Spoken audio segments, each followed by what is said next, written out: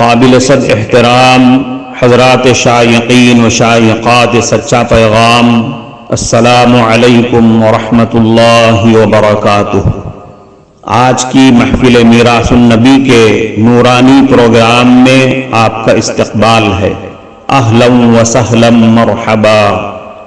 ہم آپ تمام حضرات و مستورات کا خیر مقدم کرتے ہیں۔ محترم حضرات و خواتین، تعلیم کا آغاز ہو رہا ہے۔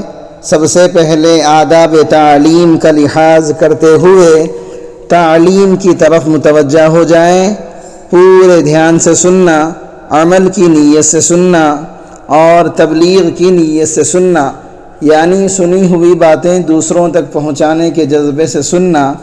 چند خاص آداب تعلیم ہیں، امید ہے کہ آپ حضرات ان آداب کا ضرور خیال رکھیں گے۔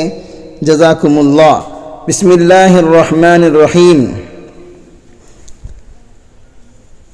حضرت عمر ابن خطاب رضی اللہ عنہ سے روایت ہے کہ رسول اکرم صلی اللہ علیہ وسلم نے ارشاد فرمایا، اگر تم اللہ تعالیٰ پر اس طرح توکل کرنے لگو جیسا کہ توکل کرنے کا حق ہے، تو تمہیں اس طرح روزی دی جائے جس طرح پرندوں کو روزی دی جاتی ہے۔ وہ صبح خالی پیٹ گھر سے نکلتے ہیں اور شام بھرے پیٹ واپس آ جاتے ہیں۔ حضرت جابر ابن عبداللہ رضی اللہ عنہما سے روایت ہے کہ وہ رسول اکرم صلی اللہ علیہ وسلم کے ساتھ اس غزوے میں شریک تھے جو نجد کے علاقے کی طرف ہوا تھا۔ جب رسول اکرم صلی اللہ علیہ وسلم غزوے سے واپس ہوئے تو یہ بھی آپ صلی اللہ علیہ وسلم کے ساتھ واپس ہوئے۔ واپسی میں یہ واقعہ پیش آیا کہ صحابہ کرام دوپہر کے وقت ایک ایسے جنگل میں پہنچے جہاں کیکر کے درخت زیادہ تھے۔ رسول اللہ صلی اللہ علیہ وسلم وہاں آرام کرنے کے لیے ٹھہر گئے۔ صحابہ درختوں کے سائے کی تلاش میں ادھر ادھر پھیل گئے۔ رسول اللہ صلی اللہ علیہ وسلم نے بھی کیکر کے درخت کے نیچے آرام فرمانے کے لیے قیام کیا اور درخت پر اپنی تلوار لٹکا دی، اور ہم بھی تھوڑی دیر کے لیے درختوں کے سائے میں سو گئے۔ اچانک ہم نے سنا کہ رسول اکرم صلی اللہ علیہ وسلم ہمیں آواز دے رہے ہیں۔ جب ہم وہاں پہنچے تو آپ کے پاس ایک دیہاتی یعنی کافر موجود تھا۔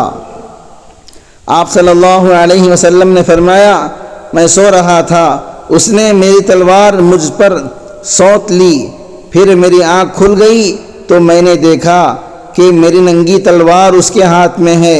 اس نے مجھ سے کہا، تجھ کو مجھ سے کون بچائے گا؟ میں نے 3 مرتبہ کہا، اللہ اللہ اللہ۔ آپ صلی اللہ علیہ وسلم نے اس دیہاتی کو کوئی سزا نہیں دی اور اٹھ کر بیٹھ گئے۔ حضرت صالح ابن مسمار اور حضرت جعفر ابن برقان رحمہم اللہ فرماتے ہیں کہ رسول اکرم صلی اللہ علیہ وسلم نے حضرت حارث ابن مالک رضی اللہ عنہ سے پوچھا، حارث تم کس حال میں ہو؟ انہوں نے عرض کیا، اللہ کے فضل سے میں ایمان کی حالت میں ہوں۔ آپ نے دریافت فرمایا، کیا سچے مومن ہو؟ انہوں نے عرض کیا، سچا مومن ہوں۔ آپ صلی اللہ علیہ وسلم نے فرمایا، سوچ کر کہو، ہر چیز کی ایک حقیقت ہوتی ہے، تمہارے ایمان کی کیا حقیقت ہے؟ یعنی تم نے کس بات کی وجہ سے یہ طے کر لیا کہ میں سچا مومن ہوں؟ عرض کیا، میری بات کی حقیقت یہ ہے کہ میں نے اپنا دل دنیا سے ہٹا لیا ہے، رات کو جاگتا ہوں، دن کو پیاسا رہتا ہوں، یعنی روزہ رکھتا ہوں، اور جس وقت میرے رب کا عرش لایا جائے گا اس منظر کو گویا میں دیکھ رہا ہوں۔ جنت والوں کی آپس کی ملاقاتوں کا منظر میری آنکھوں کے سامنے رہتا ہے، اور گویا کہ میں اپنے کانوں سے دوزخیوں کی چیخ و پکار کو سن رہا ہوں، یعنی جنت اور دوزخ کا تصور ہر وقت لگا رہتا ہے۔ آپ صلی اللہ علیہ وسلم نے ان کی اس گفتگو کو سن کر ارشاد فرمایا، حارث ایسے مومن ہیں جن کا دل ایمان کے نور سے روشن ہو چکا ہے۔